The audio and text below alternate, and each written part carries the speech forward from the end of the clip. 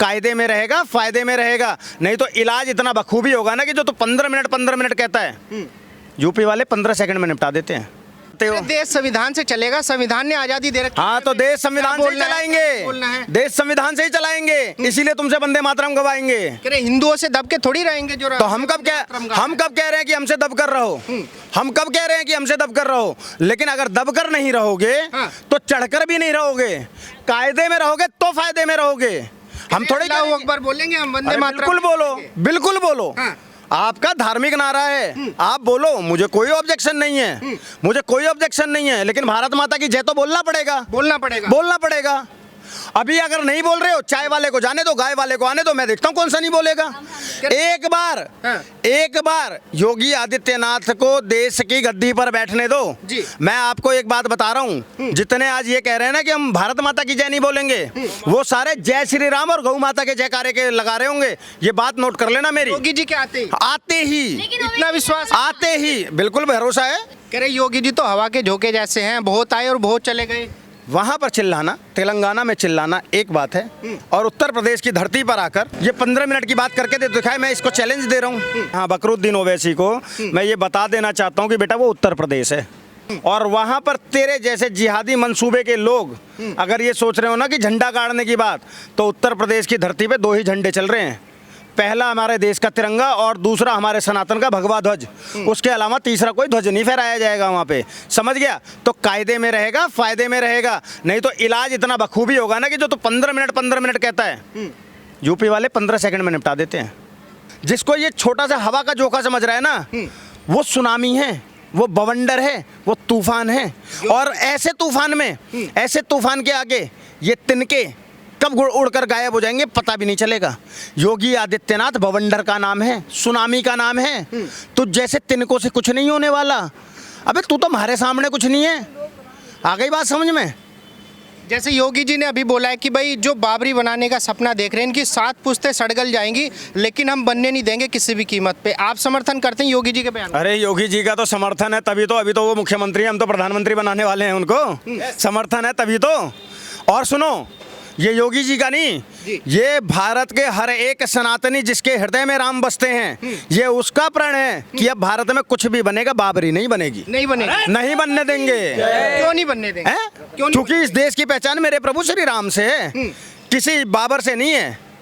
किसी बाबर संविधान आजादी दे, बाबर से जो समलैंगिक हो, गे हो, उससे तो बिल्कुल नहीं हो सकता। समलैंगिक हो, हाँ, दुनिया जानती है बाबर गे था। इंद्रेश भाई, आपको पता होगा असदुद्दीन ओवैसी के भाई अकबरुद्दीन ओवैसी लगातार ये बयान देते हैं, और उनके समर्थक तो यहाँ तक कह रहे हैं कि 15 मिनट तो बहुत ज्यादा बोल दिया, हम तो 5 मिनट में भी खेला खत्म कर सकते हैं। हाँ, बिल्कुल सही कह रहे हैं, बिल्कुल सही कह रहे हैं। ऊंचा पजामा उठाकर भागने में इससे ज्यादा समय थोड़ी लगेगा। भागने में? हाँ। और जगह जगह आपने देखा है, शुरुआत इनके भाइयों ने करी है, खत्म हमने किया है। हर जगह हमने शुरुआत करी और इन्होंने शुरुआत करी और हमने खत्म करा। बाद में ये पीड़ित होने लगे, समझ गए? पीड़ित होने लगे, अपने आप को पीड़ित बताने लगे। कहाँ की बताऊं? करे अभी सरकार कहाँ की बताऊं? आजमगढ़ की बताऊं, बरेली की बताऊं, गुजरात की बताऊं, या कैराना की बताऊं, या दिल्ली की बताऊं? कहाँ की पूछोगे? हर दंगा शुरुआत इन्होंने करा जी, हर दंगे में शुरुआत इन्होंने करी, खत्म हमने करने का काम किया। और जब हमने खत्म करना शुरू करा ना, तो ये बिलबिलाने लगे, रोने लगे, चिल्लाने लगे कि हम तो पीड़ित हैं। तो हम बार बार कहते हैं हमें मत छेड़ो, हम शांति से, अमन से देश के अंदर में रहना चाहते हैं और देश की तरक्की में अपनी सहभागिता देना चाहते हैं। लेकिन हमें बार बार उंगली करोगे तो मैं बता दूं, हम बीच में से फाड़ने का काम करते हैं और जानते हैं और करेंगे। कह रहे अभी हिंदूवादियों की सरकार है, योगी जी को देखो, मुसलमानों की दाढ़ी और टोपी देखकर 4 डंडे फालतू लगवा रहे हैं मुसलमानों को। देखो यार, ये तो इन लोगों ने जबरदस्ती का एक नैरेटिव दे रखा है। नहीं तो देश की सरकारें जितनी भी योजनाएं लाती हैं, उसका सबसे ज्यादा लाभ लेने वाला देश का मुसलमान है। इस बात को आंकड़ों के साथ कह रहा हूं। अगर आपको मेरी बात पर यकीन नहीं है, कोई भी इस बात को चैलेंज करना चाहता है, तो मैं उसको बोलता हूं एक RTI डालो जी, और उससे रिपोर्ट ले लो। देश के हर एक संसाधन पर, हर एक योजना पर सबसे ज्यादा लाभ लेने वाला मुस्लिम है, और उसके बाद वो अपने आप को पीड़ित दिखाता है। ये एक प्रोपेगेंडा है। और कुछ छोटे बच्चों ने पत्थर चला दिए तो जो है उनको अरेस्ट कर ले रही है यूपी पुलिस, उनके घर तुड़वा दे रही है यूपी पुलिस। यार शुक्र करो कि पुलिस उनके घर तुड़वा रही है और उनको अरेस्ट कर रही है। अगर मेरे जैसा आदमी शासन में होता ना, तो जो पत्थर सेना के ऊपर मारते हैं, मैं सेना को आदेश दे देता कि इनको गोली मार दो। गोली मार दो। हाँ, क्योंकि जो सेना के ऊपर पत्थर मार रहा है ना आज, जी। वो कल को लाल किले पे आकर फट जाएगा। वो लाल किले पे आकर फट जाएगा, क्योंकि अगर बचपन में उसे पत्थर मारने का हौसला है ना, तो वो जैसी जवान होगा वो तो मुजाहिद बन जाएगा, कहेगा अब तो मैं फटूंगा। तो उसे आतंकवादी बनने से पहले ही उसको 72 हुरों से मिलवा दो। कह रहे छोटे छोटे बच्चे हैं, गुस्सा आ जाता है, पत्थर चला दिए, 2-4 ईंटें मार दिए, तो क्या फर्क पड़ गया इस बात से? छोटे बच्चों को गुस्सा नहीं आता है, मासूमों को बरगलाया जाता है और मासूमों को नफरत भरी जाती है उनके दिलों के अंदर में, और उसके तहत उनके हाथ में पत्थर थमा दिया जाता है और फिर उनसे हमला कराया जाता है। काश कि इन्हीं मासूमों को देशभक्ति सिखाई जाती और शिक्षा का ज्ञान दिया जाता, उनको कुछ अच्छी चीजें पढ़ाई जाती ना, तो मुझे नहीं लगता है कि कोई भी हाथ में पत्थर या हथियार लेना पसंद करेगा।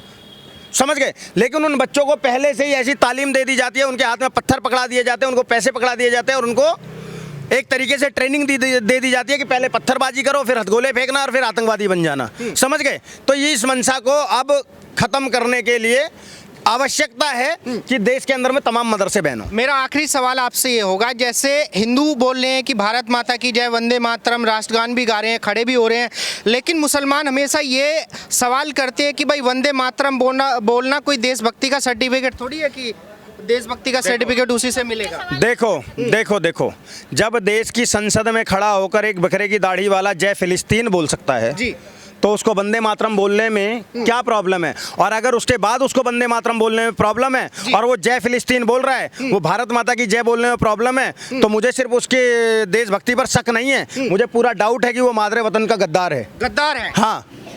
हाँ, वो गद्दार है। नहीं तो वो भारत की संसद में खड़ा होकर, जी, भारत का चुना हुआ सांसद भारत की संसद में खड़ा होकर जय फिलिस्तीन कभी नहीं बोलता।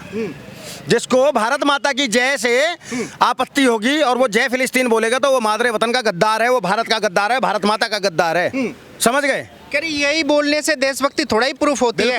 बिल्कुल होती है, बिल्कुल होती है। और अगर आपको इस बात से इतना पता है कि ये बोलने से देशभक्ति प्रूफ नहीं होती, तो इसको अगर आप बोल दोगे तो ये इसका मतलब क्या, आप गद्दार थोड़ी हो जाओगे? हाँ, सिंपल सी बात है ना। आप जय फिलिस्तीन भी तो बोल रहे हो ना। किस हमारा मजहब इजाजत नहीं देता इन चीजों? अरे यार, इनका मजहब तो बहुत सारी चीजों का इजाजत नहीं देता, ब्याज का इजाजत नहीं देता, लेकिन बैंक में सबके खाते हैं। बिल्कुल है। ठीक है जी। इनका मजहब चलचित्र देखने की इजाजत नहीं देता, हाँ। लेकिन टीवी पे आकर बकैतियां करते हैं। इनका मजहब हिजाब में रहने की बातें करता है, फिर उर्फी जावेद भी आ जाती है, समझ गए, हिना खान भी आ जाती हैं। तो मुझे आज तक मैं कंफ्यूजन में हूँ कि एक्चुअल शाहरुख खान सिनेमा पे फिल्में बना रहा है, बिल्कुल, या तो कह दो कि वो मुसलमान नहीं है, हाँ, कह दो। वो वैसे खुद टीवी पर आकर डिबेट करता है, संसद भवन में बैठता है, बैंक के अंदर में पैसा है, सारी चीजें ब्याज भी खा रहा है, तो कह दे कि वो मुसलमान नहीं है। अजीब बातें कर रहे हो। अगर धर्म के अनुसार अपने धर्म को तुम कितना, जहां पर इनका पता है क्या है, इनके साथ में ये है मीठा मीठा गपगप, कड़वा कड़वा थू, जो इनके हिसाब का है वो तो इन्होंने अडॉप्ट कर लिया, और जो इनके हिसाब का नहीं है उसके खिलाफ हो जाते हैं। अब मैं आपको मिसाल देता हूँ। अभी आप लोगों ने कुछ समय पहले की बात है, कश्मीर में देखा होगा, इन्होंने अशोक स्तंभ बना था, उस अशोक स्तंभ को तोड़ दिया ये कहकर कि दरगाह के अंदर में ऐसे अशोक स्तंभ नहीं बनना चाहिए, ये हमारे धर्म के खिलाफ है। और जब हज करने जाते हैं तो भारत का पासपोर्ट लेकर जाते हैं, जिसके ऊपर पे क्या होता है, हमारा वही अशोक स्तंभ होता है। जो भारतीय करेंसी है उसके ऊपर पे क्या होता है, वही अशोक स्तंभ होता है। तब इनका इस्लाम खतरे में नहीं आता है। लेकिन अगर वहां पर दीवार पर अशोक स्तंभ बना दिया गया जो भारत का है, जो भारत के संविधान में है, जिस संविधान से ये देश चल रहा है उसमें, और उसको जब ये लोग कह देते हैं कि नहीं नहीं ये तो हमारे धर्म में अलाउ नहीं है, तो ये सारा इनका प्रोपेगेंडा है, इनकी झूठी बातें हैं, इनकी मक्कारी है और गद्दारी है, नमक हरामी है। अन्यथा ये ऐसी बातें ही नहीं